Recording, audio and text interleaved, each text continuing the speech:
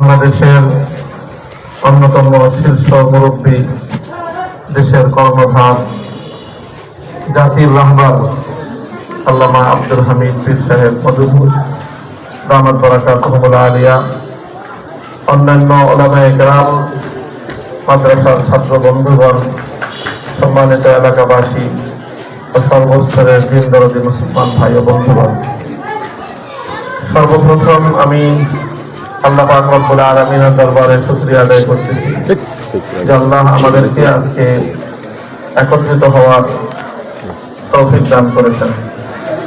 দ্বিতীয়ত আমি আপনাদের শুকরিয়া আদায় করতেছি জামিয়া কর্তৃপক্ষের এবং হযরত মধুপুর পীর সাহেব হুজুরের আওলাদ এবং সাহেবজাদাদের প্রশংসা এবং তাদের শুকরিয়া আদায় করতেছি যে আজকে তারা আমাকে এখানে দাওয়াত দিয়ে এবং আমাকে হযরতের সাথে সাক্ষাতের সুযোগ করে দিয়ে আমার উপরে ইহসান করেছেন এবং আমাকে সম্মানিত করেছেন। আল্লাহ রাব্বুল আলামিন এর যথোপযুক্ত জাযা এবং উত্তম বিনিময় তাদের সকলকে নসিব করুন। আমি কারামুক্ত হয়েছি আপনাদের দোয়ায় মে মাসের 3 তারিখ শুক্রবার দিন। কাছাকাছি সময়েই হযরত পীর সাহেব মধুপুরী হুজুরের সাথে সাক্ষাৎ করার ইচ্ছা আমার ছিল, কিন্তু হযরত খুব অল্প সময়, খুব কাছাকাছি সময়ের মধ্যেই হজের সফর শুরু হয়ে গেছে, সেই জন্য আর এখানে আসা হয়নি। আলহামদুলিল্লাহ সহি সালামতের সাথে হযরত হজের সফর শেষে ফিরে এসেছেন গতকাল। আলহামদুলিল্লাহ স্বল্প সময়ের ব্যবধানেই আমারও দীর্ঘ প্রতীক্ষার অবসান ঘটল। আজকের এই লগনে আমি হযরত পীর সাহেব মধুপুরী দামাত বারাকাতুহুল আলিয়ারও বিশেষভাবে শুকরিয়া আদায় করি। আমরা কারাগারে বন্দী থাকা অবস্থায় সেই কঠিন অসহায়ত্বের সময়ে, আমাদের হৃদয় ভাঙা, মন ভাঙা সেই সময়ে বারবার আমাদেরকে যে কথাগুলো অনুপ্রাণিত করেছে, সাহস জুগিয়েছে, তার মধ্যে অন্যতম একটা কণ্ঠস্বর ছিল মধুপুরী পীর সাহেব হুজুরের কণ্ঠস্বর। তার সন্তানরা সকলেই, প্রায় অনেকেই, 4 জন কারারুদ্ধ ছিলেন, পর্যায়ক্রমে তারা মুক্ত হয়েছেন এবং 4 জন সন্তান কারাগারে থাকা একজন বৃদ্ধ পিতার জন্য কতটা যন্ত্রণা, কতটা কষ্টের, এটা ভুক্তভোগী মাত্রই অনুভব করতে পারবে। আমরা অনুভব করেছি, এর মাধ্যমে হযরতের উপর প্রচন্ড একটা চাপ তৈরি করার চেষ্টা করা হয়েছে, সত্যের পথ থেকে সরে যাওয়া।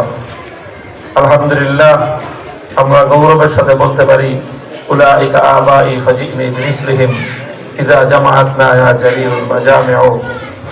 তিনি, তার অবস্থানটা এতটাই মজবুত ছিল যে ভেঙে যাবেন কিন্তু মচকে যাবেন না। আলহামদুলিল্লাহ এতে আমরা অনুপ্রাণিত হয়েছি, আমরা বুকে সাহস পেয়েছি এবং অত্যন্ত দৃঢ় প্রত্যয়ের সঙ্গে কথা বলতে পারি যে আমরা যদি হকের উপর দৃঢ় এবং অটল থাকি, আমাদেরকে যারা নিঃশেষ করে দিতে চায়, আমাদের ব্যক্তিদেরকে নিঃশেষ করতে পারবে, কিন্তু আমাদের এই জামাত, আমাদের এই যে ধারা তায়েফায়ে মানসুরা, আল্লাহর পক্ষ থেকে সাহায্যপ্রাপ্ত হকের ঝান্ডাবাহী এই কাফেলাকে কেউ রুখতে পারবে না। আমাদের এই নরম কথা, আমার ব্যবহৃত অভিযোগ যে আমি সবসময় উত্তেজিত অবস্থায় কথা বলি, ঠিক আছে, খুব নম্র ভাষায় বলতেছি, আমাদের এই কথা যদি বিশ্বাস না হয় তাহলে হকের এই কাফেলার সাথে এ লড়াই অব্যাহত রেখে দেখতে পারেন, পরিণাম কি হয়। আগাম ভবিষ্যৎবাণী করে দিব আল্লাহর নামের 1000 বারের শপথ করে, হকের ঝান্ডাবাহী এ কাফেলা তার শেষ ব্যক্তি হলেও ঝান্ডা নিয়ে দাঁড়িয়ে থাকবে, এর সঙ্গে যারা লড়তে আসবে তাদের নাম ইতিহাস থেকে মুছে যাবে। আলহামদুলিল্লাহ আমাদের পূর্বসূরিগণ আমাদের সামনে তার নজির রেখে গিয়েছেন।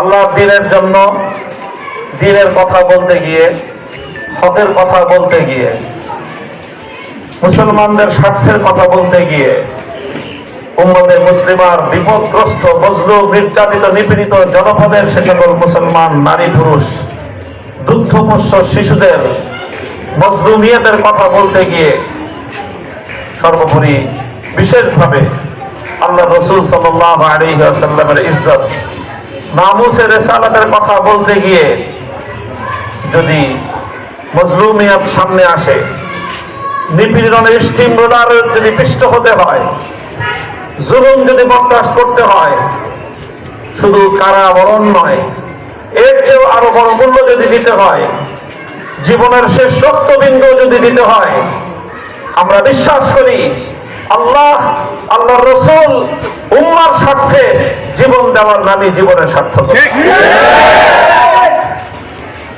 জীবনের সার্থকতা আমরা এখানেই খুঁজে ফিরি। কাজেই আমাদের সৈয়দপুর মাদ্রাসা মোহতামিম সাহেব হুজুর তিনি বলেছেন যে আমার জীবনের 3টা বছর মূল্যবান সময় নষ্ট হয়েছে। হ্যাঁ, উনি ওনার আবেগের জায়গা থেকে বলেছেন। তবে আমি যেটা বলবো, আমি সহ প্রায় সারা বাংলাদেশের 1200 ওলামায়ে কেরাম এবং আমাদের ছাত্রবৃন্দ, আমাদের সহযোগীদেরকে অন্যায়ভাবে কারারুদ্ধ করা হয়েছে। আমাদের সময় নষ্ট হয়নি, আমাদের সময় নষ্ট হয়নি। আমরা যদি আমাদের পরবর্তী প্রজন্মের সামনে এই ত্যাগ এবং কোরবানিকে অনুসরণীয় দৃষ্টান্ত হিসেবে উপস্থাপন করতে পারি, তাহলে আমরা মনে করব যে আমাদের এই কারাবরণ এটাই আগামী দিনে বিপ্লবের জন্য, আগামী দিনের এই জমিনে আল্লাহর দ্বীনকে বিজয়ী করবার জন্য একটা মাইল ফলক হিসেবে কাজ করবে। আজ আমরা অনেকটা বিলাসিতায় গা ভাসিয়ে দিতে অভ্যস্ত হয়ে পড়েছি। সাধারণ মুসলমানরা তো আছি, এমনকি ইসলামের ধারক বাহক ওরাসাতুল আম্বিয়া উলামায়ে কেরাম, আমরাও শুধুমাত্র নিরাপদ দ্বীনী খেদমতের ক্ষেত্র সন্ধান করি। আমাদের এই জায়গাটা থেকে বের হয়ে আসতে হবে। বিশ্বাস করি আমরা যে আল্লাহর দ্বীনের জন্য ত্যাগ এবং কোরবানি পেশ করার মাধ্যমেই হাজার বছরে ইসলামের বিজয়ের সকল ইতিহাসগুলো সূচিত হয়েছে। আগামী দিনেও শুধুমাত্র ভোগ বিলাসিতা, আরাম আয়েশ আর নিরাপদ পরিবেশের দ্বীনী খেদমত নয়, বরং প্রয়োজনের ক্ষেত্রে নিজেদের ত্যাগ এবং কোরবানির নজরানা পেশ করেই নিজেদের সন্তানদের সামনে ইসলামের এবং দ্বীনের জন্য খেদমতের উসওয়া এবং আদর্শ আমাদেরকে প্রতিষ্ঠা করতে হবে। আমাদের পূর্বপুরুষরা সেটাই করে গিয়েছেন। দারুল উলুম দেওবন্দ প্রতিষ্ঠিত হয়েছিল, আমরা এই জমিনে দারুল উলুম দেওবন্দের প্রতিনিধিত্ব করি। আমরা সগৌরবে দারুল উলুম দেওবন্দের নাম উচ্চারণ করি, কিন্তু দারুল উলুম দেওবন্দের ইতিহাস কি, দেওবন্দের শিক্ষা কি ছিল?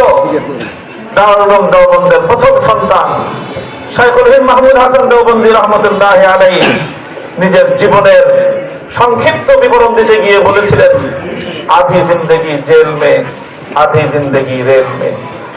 জীবনের অর্ধেকটা সময় কেটেছে জেলখানায়, জীবনের বাকি অর্ধেকটা সময় কেটেছে আল্লাহর দ্বীনের জন্য এক জায়গা থেকে আরেক জায়গায় সফরের পর সফর করতে থাকতে। কাজেই এইটা হলো আমাদের পূর্বপুরুষদের ইতিহাস। শাইখুল হিন্দ আমাদের পূর্বপুরুষ শাইখুল ইসলাম হুসাইন আহমদ মাদানী রহমতুল্লাহি আলাইহি বারবার কারাবরণ করেছেন। তিনি কারাবরণের সময়কে দারুল উলুম দেওবন্দের মসনদে হাদিসে বসে বুখারীর দর্শ দেওয়ার চেয়ে কারাগারের অন্ধকার কুঠুরিতে বসে আল্লাহর সঙ্গে সম্পর্ক করার সেই সময়টাকে দর্শে হাদিসের চেয়ে কম মূল্যবান মনে করেন। এটাই আমাদের ইতিহাস।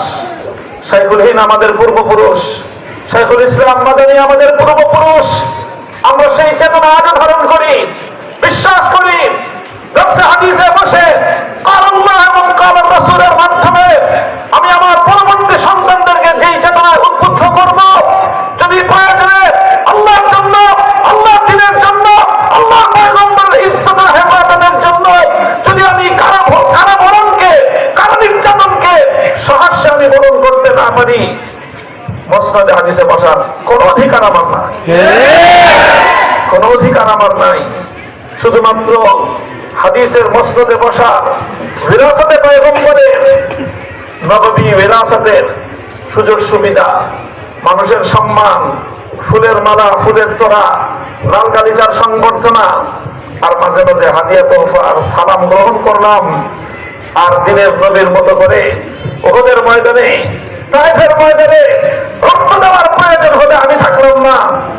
আমি মনে করি এই যদি হয় আমাদের অবস্থা, তাহলে আমরা সত্যিকার ওয়ারিসে নবী হিসেবে নিজেদেরকে পরিচয় দিতে ব্যর্থ হব।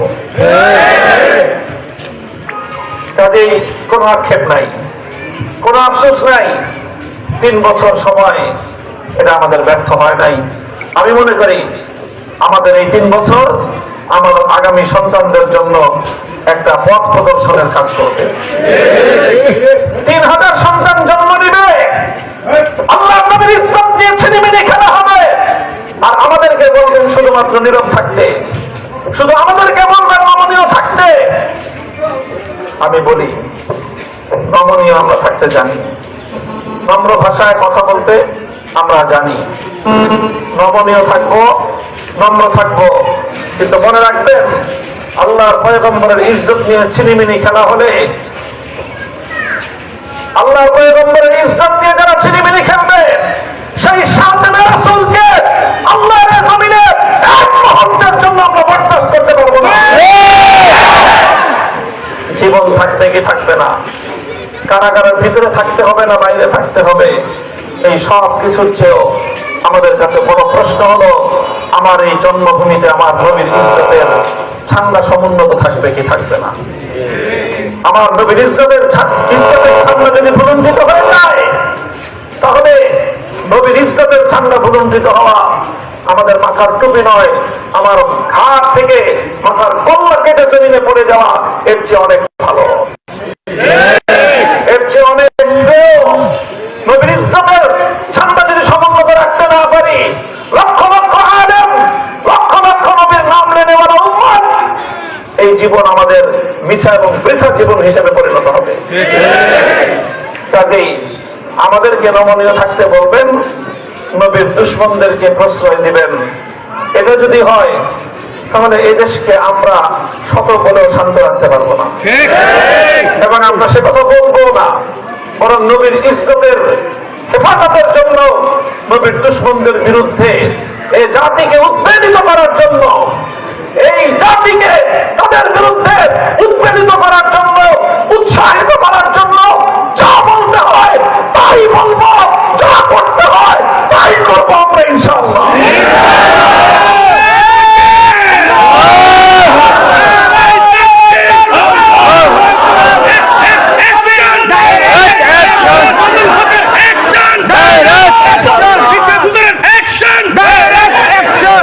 আমাদের নিকটবর্তী আকাবির যাদেরকে আমরা দেখেছি, শাইখুল হাদিস আল্লামা আজিজুল হক রাহমাতুল্লাহ আলাইহি, তিনি কারাবরণ করেছেন। আমাদের পূর্বপুরুষ মুফতি ফজলুল হক আমিনী রাহমাতুল্লাহ আলাইহি কারাবরণ করেছেন। আমাদের পূর্বপুরুষ আল্লামা জুনায়েদ মাহবুবনগরী রাহমাতুল্লাহ আলাইহি কারাবরণ করেছেন। তারা আমাদের জন্য উত্তম নমুনা রেখে গিয়েছেন। আমরা দিনের জন্য আল্লাহর কাছে আফিয়াতের দোয়া করি, নিজেরা নিরাপদে থাকতে চাই, দেশ জাতি সরকার সবাইকে নিরাপদে রাখতে চাই। কিন্তু যখনই আল্লাহ এবং তার রাসূলের ইজ্জতের প্রশ্ন আসবে, তখন মনে রাখবেন কোন নসিহত, কোন আইন, কোন আদালত আমাদেরকে শান্ত রাখতে পারবে না। শান্ত থাকা আমাদের পক্ষে সম্ভব নয়, কারণ আমরা বিশ্বাস করি আমার নবীর শাফাআত ছাড়া আমার না দুনিয়ার জিন্দগির সফলতা আছে, না আমার আখিরাতের জিন্দগির মুক্তি আছে। কাজে সেটার জন্য যা করতে আমরা তাই করব। আমি মাত্রই শুনলাম এ মঞ্চ থেকে যে কথা বলা হলো, এই মুন্সিগঞ্জে আরেক নরাধমের জন্ম হয়েছে, বিশ্বজিৎ। এই ধরনের বারবার তৌহিদি জনতাকে উস্কে দিয়ে দেশের ধর্মীয় সম্প্রীতি নষ্ট করে সাম্প্রদায়িকতার বিষ বাষ্প ছড়ায় কারা, তাদের বিরুদ্ধে যদি ব্যবস্থা গ্রহণ না করেন, তাহলে এক মামুনুল হককে বন্দী রাখতে পারবেন, কিন্তু মনে রাখেন নবীর লক্ষ কোটি প্রান্তের আশাকে রাসূল উম্মতদেরকে শান্ত রাখতে পারবেন না। আল্লাহ পাক রব্বুল আলামিন আমাদের দেশের দায়িত্বশীলদেরকে সুমতি দান করুন। দেশটা যেন ভালো থাকে, শান্তিময় থাকে, দেশে যেন আমরা ইসলামের গৌরব নিয়ে বাঁচতে পারি। আমাদের কথা একটাই, ক্ষমতার মসনদ হালুয়া রুটি নিয়ে আমাদের কোনো টানা হেসরা। আমরা চাই ইসলাম নিয়ে বাঁচবো, ইসলাম নিয়ে মাথা উঁচু করে বাঁচবো। শুধু এতিমখানায় থাকবো না আমরা, শুধু এতিমখানা, মাজার শরীফ আর মসজিদ শরীফ না, আমরা রাষ্ট্র এবং সমাজের সর্বত্র ইসলাম নিয়ে মাথা উঁচু করে গৌরবের সঙ্গে দেশে, রাষ্ট্রে, সমাজে আমরা বসবাস করতে চাই। আমার এই কথাই আমি আলোচনা শেষ করব। ভাড়াটিয়া হিসেবে থাকবো না। এই মাটি আজাদ করতে, এ মাটি মুক্ত এবং স্বাধীন করতে যেই পরিমাণ রক্ত আমার বাপ-দাদারা দিয়েছে, আমাদের পূর্বপুরুষরা দিয়েছে, ইতিহাস আলো আমরা দেখিয়ে দেব চোখে আঙ্গুল দিয়ে। আর কোন সম্প্রদায়ের পূর্বপুরুষদের এত ত্যাগ এবং কোরবানি নেই এ দেশটাকে মুক্ত এবং স্বাধীন করার জন্য। হাজী শরীয়তুল্লাহ আমাদের পূর্বপুরুষ, মীর নেসারের ব্যতীত মীর আমাদের পূর্বপুরুষ, কাসেম নানুতুবি আমাদের পূর্বপুরুষ, হাফেজ জামিন শহীদ আমাদের পূর্বপুরুষ, সৈয়দ আহমদ শহীদ আমাদের পূর্বপুরুষ, শাহ ইসমাইল শহীদ আমাদের পূর্বপুরুষ। এভাবে লাখো প্রাণের রক্তের বিনিময়ে এ মাটি অর্জন করা হয়েছে। ভাড়াটিয়া হিসেবে থাকার জন্য থাকলে মালিকানার সূত্রে থাকবো। মালিকানা হিসেবে যদি দখল ধরতে না পারি, শাহাদাতের রক্ত দেব, কিন্তু মাথা নোয়াতে পারবো না। আমার পরবর্তী আমার অনুজদেরকে বলবো, হিম্মত নিয়ে থাকো, ইনশাআল্লাহ। আল্লাহর ওয়াদা আছে, ভয় কিসের? লা তাযালু তাইবাতুম মিন উম্মতি মানসুরিন আলাল হক লা ইয়াদুররুহুম মান খাযালাহুম আও ক্বালা মান খালাফাহুম হাত্তা ইয়াতি আমরুল্লাহ। আল্লাহর দ্বীনের ঝান্ডা নিয়ে একদল থাকবে, তাদেরকে লাঞ্ছিত করার চেষ্টা করবে, তাদেরকে অনেকে বিরোধিতা করবে। আল্লাহ নবীর ওয়াদা রয়েছে, তাদের কোনো ক্ষতি করতে পারবে না। কিয়ামত পর্যন্ত আল্লাহর সাহায্যপ্রাপ্ত এই দল মাথা উঁচু করে বুক ফুলিয়ে পৃথিবীর জমিনে বিচরণ করবে।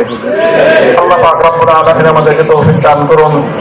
আমাদের আকাবিরিনদের একে একে প্রায় সকলের বিদায়ের পর বাকিয়াতুস সালাফ যারা রয়ে গেছেন, হযরত পীর সাহেব হুজুর মধুপুর দামাত বারাকাতুহুম আলিয়া তাদের অন্যতম। আমি আমার পক্ষ থেকে আপনাদের সকলের কাছে দোয়া চাই। আপনাদের যখনই মনে পড়বে হযরতের সিফাতের জন্য, দীর্ঘ নেক হায়াতের জন্য সকলে দোয়া করবেন।